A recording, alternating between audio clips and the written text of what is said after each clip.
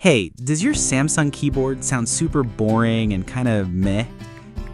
Don't worry, I've got a fun little trick to make it way more exciting. Let's change that typing sound into something you'll actually enjoy hearing.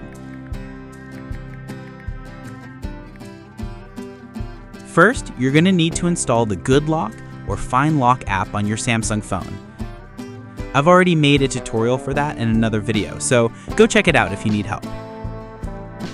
Once you've got it, open the app and look for a module called Keys Cafe. Download and install it, easy stuff. Now, inside Keys Cafe, turn on Style Your Own Keyboard. Then tap to open it. Oh, and if you want to change your keyboard theme too, I've also got a separate tutorial for that. To change the typing sound, scroll down and tap on the sound option at the bottom.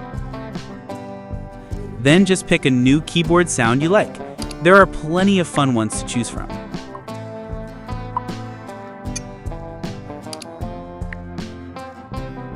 And that's it. Your Samsung keyboard now sounds fresh, fun, and so much better than before. So what are you waiting for?